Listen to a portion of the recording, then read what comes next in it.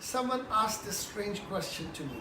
किसी ने मुझसे ये अजीबो-गरीब प्रश्न पूछा। Jesus was a bachelor, यीशु मसीह अविवाहित थे, but why do you pastors get married? लेकिन आप पासवान लोग विवाह क्यों करते हो? If you have this kind of a question, अगर आपके मन में ये प्रश्न है, I would like to refute it right here. तो उसका जवाब मैं देना चाहूँगा। If you study very clearly, अगर आप देखते हैं the स्पष्ट रूप से, sole purpose of Jesus Christ coming on the earth is to get married to the bride whom the Father has chosen.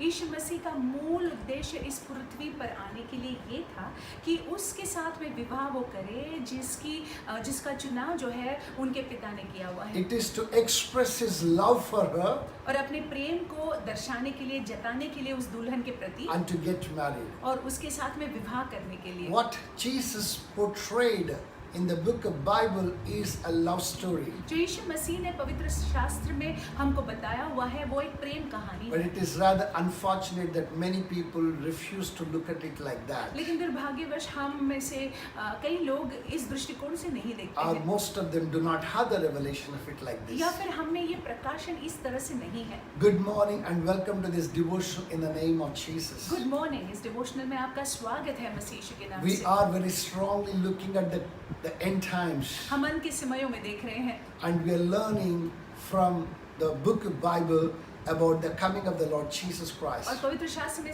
सीख रहे हैं यीशु मसीह के दूसरे आगमन के बारे में। We saw in this particular series how Jesus is going to come, हमने श्रृंखला में देखा कि कैसे यीशु मसीह आने वाले हैं, what will be the state of the church at that time. कलीसिया की स्थिति कैसे हो सकती है उस समय। And also we are learning from past 3 days, we extensively learning from the Jewish marriage some of the clear facts about his coming. और पिछले 3 दिनों से हम सीख रहे हैं यहूदियों के ब्याह को लेकर हम सीख रहे हैं, जहाँ से उनके आने का ठोस हमको वहाँ पे हमको प्रमाण मिलता है। You know, every Jewish marriage has 3 stages. हर एक यहूदियों के ब्याह में 3 स्टेजेस होते हैं। Betrothal stage, मंगनी का स्टेज, presentation stage, प्रस्तुत करने का and stage, celebration or festive stage. आनंद मनाने का stage. We saw the betrothal stage. हमने मंगनी के उस स्टेज को देखा। We saw how the bride is expected to prepare herself. हमने ये देखा कि कैसे दुल्हन से अपेक्षा की जाती है कि वो अपने आप को तैयार कर कर And रखे। then we looked at how the presentation stage yesterday. और फिर हमने देखा कल कि कैसे प्रस्तुत करने का समय भी आता है। And today we are going to go into the third and very, very important stage, that is the celebration stage, the festive stage. आज जो है हम तीसरे उस स्टेज में जाएंगे जो आनंद मनाने का स्टेज है या उल्लास मनाने का एक स्टेज है। And at the outset, I would like to ask you forgiveness. और शुरुआत में मैं आपसे क्षमा मांगना We चाहूँगा। are taking a lot of time in these devotionals. In devotional में हम थोड़ा ज़्यादा समय ले रहे हैं। Yesterday's devotional went as much as 29 minutes 30 seconds. और कल का डिवोशनल जो है 30 मिनट का था लगभग। We want to keep it as short as possible, and we want to give you room to go out and seek the face of God. हम छोटा रखना चाहते हैं ताकि आप जो है सुनकर फिर जाकर परमेश्वर के मुख को खोज पाए। Well, this morning the Lord expects you to read through the entire chapter of 19 of Revelation, the book of Revelation. और इस समय केवल परमेश्वर हमसे अपेक्षा रखते हैं कि प्रकाशित वाक्य के 19वें अध्याय को पूरा हम पढ़ें। We said that we are looking at the Jewish marriage. हमने आपसे कहा कि यहूदियों के ब्याह को हम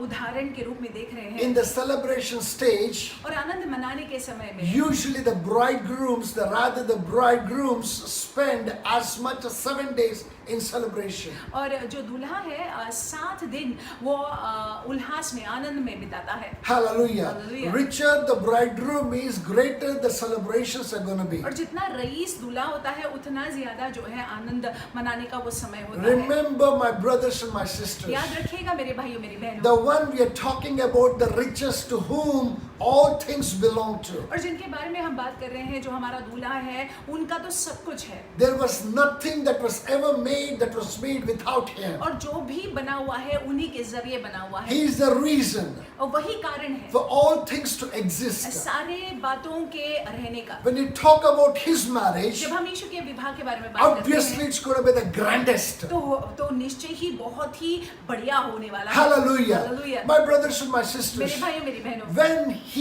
when the festivities begin, और जब उल्लास मनाने का समय शुरू हो जाता है, all those ones who are very close to the groom, वो सारे लोग जो दूल्हा के बहुत नजदीकी के लोग हैं, and even the extended families, और परिवार के जो लोग हैं इर्द गिर्द के, come and celebrate with the bridegroom. वो आकर जो है दूल्हा के साथ में आनंद मनाते हैं। Hallelujah. Hallelujah. That is exactly what's going to happen on that particular day. और आगे चलकर ये ऐसा ही होने वाला है उस दिन।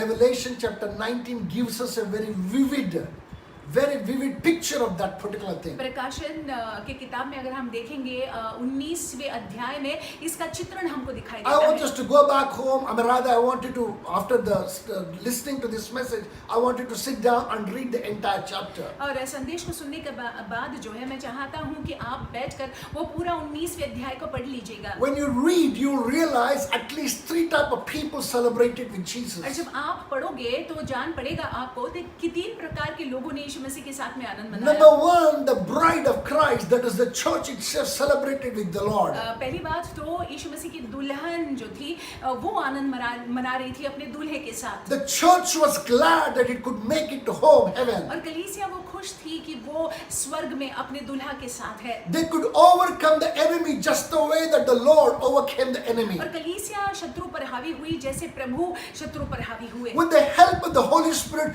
they could manage to prepare themselves. That was the most beautiful and important thing. पवित्र आत्मा की सहायता से उन्होंने अपने आप को तैयार कर लिया था और ये बहुत ही सुंदर बात थी। They have a reason to rejoice और उनके पास में कारण था आनंद मनाने का। because they have entered their celebrations. They entered the rejoicing, which will last forever. क्योंकि उनके आनंद मनाने का समय शुरू हो गया था। उन्होंने वो आनंद मनाने के समय में प्रवेश किया हुआ था जो हमेशा के लिए बना रहेगा। In fact, they had a reason to rejoice. उनके पास में देखा जाए तो हकीकत में कारण था आनंद मनाने They का। had made it with their groom. वो अपने दूल्हा के साथ थे। Hallelujah. Hallelujah. That's the number 1 people who you see there. पहले लोगों को जो आप देखते हैं जो दूल्हा के साथ है। Number 2, दूसरे the residents of heaven. जो स्वर्ग के रहवासी हैं। That means to say the angelic forces, इसका मतलब है जो स्वर्गदूत वगैरह, the seraphims and the cherubims, सराफिम और cherubim, the entire angelic forces celebrated the Lord. और पूरा जो हम देखते हैं कि स्वर्गदूत साथ में है आनंद मनाने के लिए। Hallelujah. Hallelujah. Why did they celebrate? ऐसा क्यों वो आनंद क्यों मना रहे They हैं? celebrated because of what? Judgment that came upon all those fallen angels and all those that was wrong that was happening on the earth. और वो क्यों आनंद मना रहे हैं? क्योंकि जो स्वर्गदूतों ने बलवा किया था उनका न्याय हुआ है और जो कुछ पृथ्वी पर होता है उसकी वजह से जो है ये स्वर्गदूत जो है दूल्हा के साथ आनंद मनाते हैं। They all raised their voices to worship. They all raised their voices to adore. They raised their voices to praise the Lord. वे सारे जो है अपने आवाजों को उठाते हैं परमेश्वर की स्तुति करने के लिए, उनको सराहने के लिए अपने आवाजों को उठाते हैं। Mind you, the resounding sound of hallelujah was heard in heaven. और देखिए हालेलुया ये शब्द जो है स्वर्ग में गूंज रहा था। Hallelujah. हालेलुया। Number 3, तीसरी set of people तीसरी प्रकार के लोग who rejoiced on that day जो उस दिन आनंद मना रहे in the थे, festives उस दिन आनंद मना of रहे the थे bridegroom.